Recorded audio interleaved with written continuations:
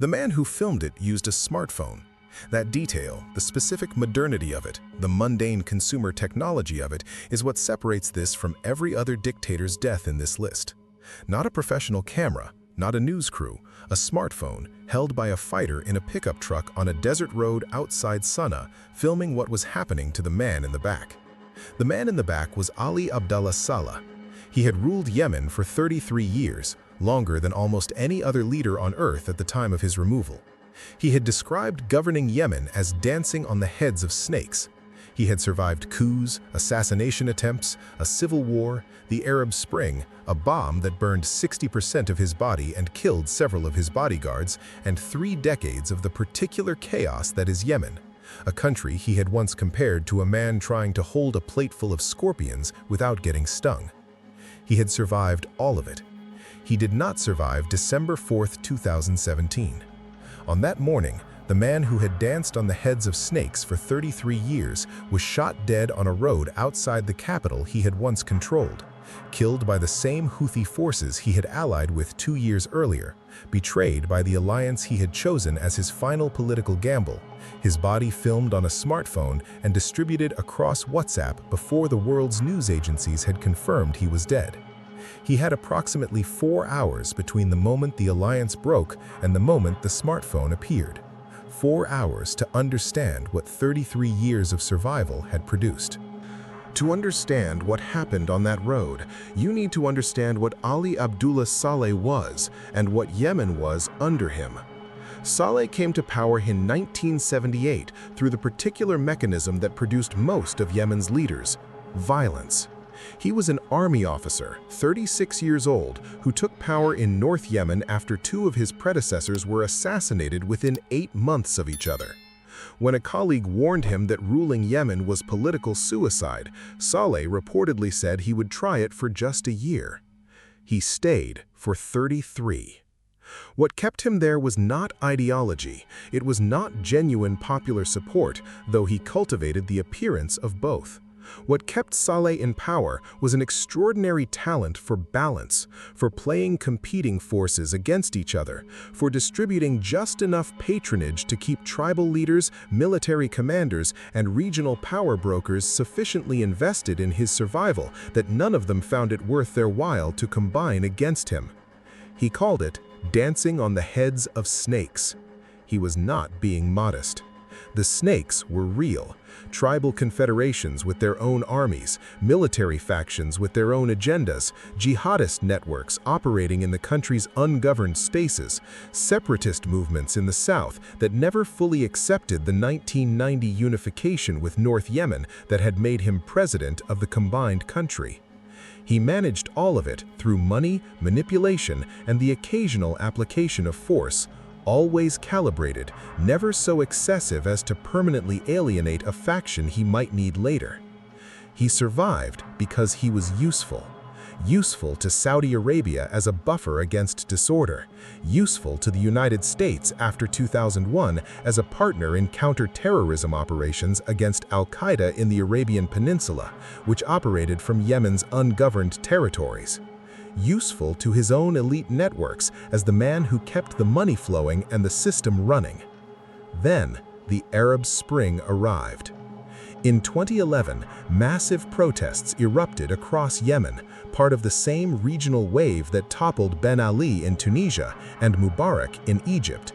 For months, Saleh maneuvered, conceded, delayed, promised, and withdrew promises. In June 2011, a bomb hidden in a mosque at the presidential compound detonated during Friday prayers.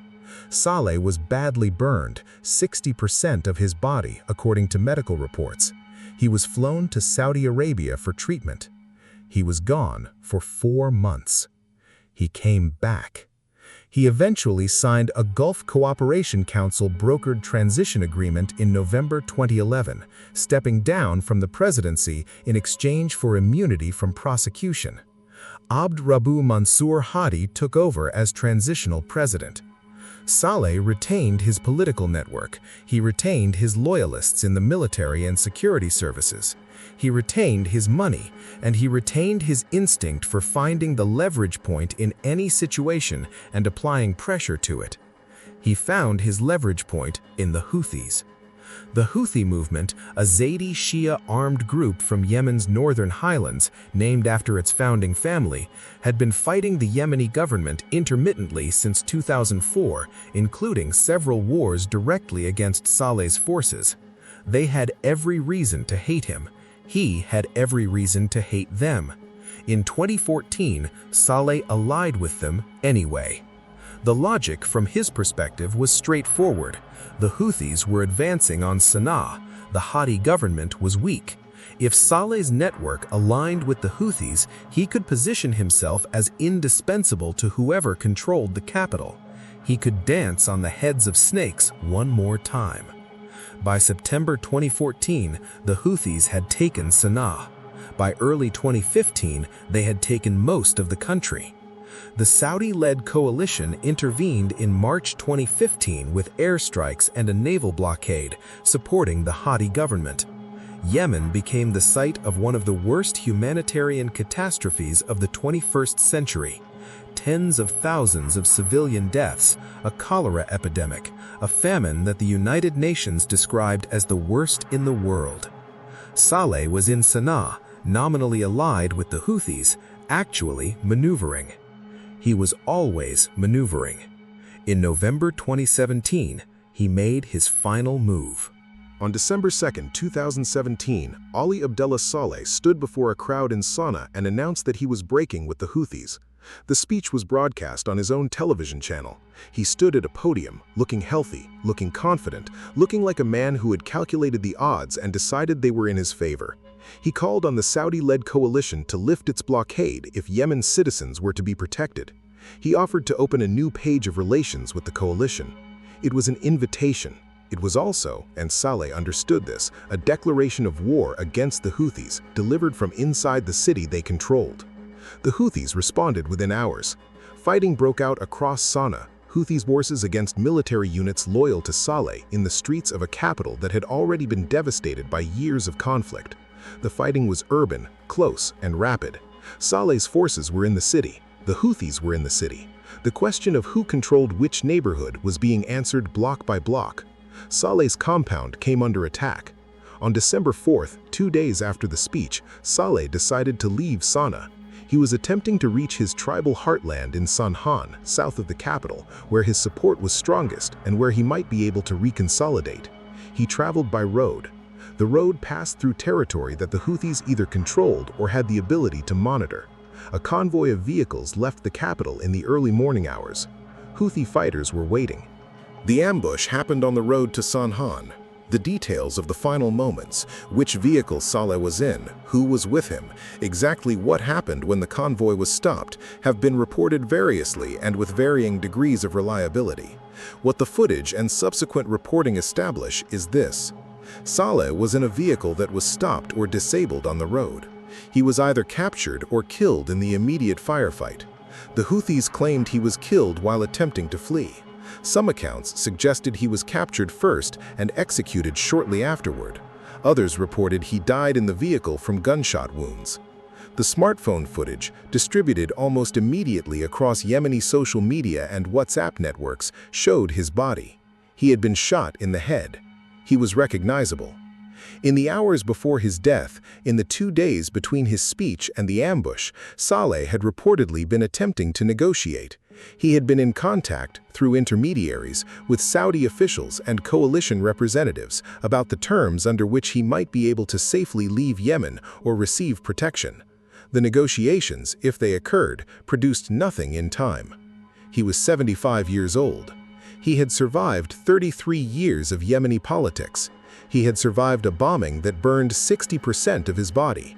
He had survived the Arab Spring, the transition deal, the Houthi takeover, and 3 years of civil war as a nominally allied figure to forces he had every reason to distrust. He did not survive 2 days after the speech. The political gamble that was supposed to be his final pivot, the break with the Houthis, the overture to the Saudis, the attempt to reposition himself one more time, lasted 48 hours before it cost him everything. He had danced on heads of snakes for 33 years. On December 4, 2017, the snakes bit back. The Houthis announced his death on their television channel on the afternoon of December 4, 2017. They described it as the elimination of a traitor.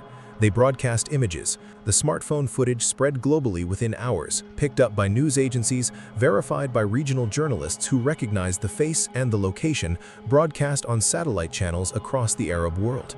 There was no trial, there was no surrender, there was no negotiated exit, no asylum offer accepted, no quiet retirement to a villa somewhere. There was a road outside Sana'a and a smartphone and a body that had been 2 days earlier standing at a podium making one final calculation. The calculation was wrong. His son Saleh was later reported to have survived and escaped. Other family members fled Yemen. His political network, the General People's Congress Party, the military loyalists, the tribal connections built over 3 decades, fractured without him. Yemen's civil war continued. It is still continuing. The smartphone footage of his death was the most widely distributed image of his death, not official photographs, not news agency pictures, but a shaky handheld video shot in the immediate aftermath by a fighter who had a phone and the instinct, shared apparently by everyone in every conflict now, to record what was happening. He was dead within seconds of the footage beginning. The man who had compared himself to a plate of scorpions ended on a desert road, filmed on a consumer device, distributed on a messaging app.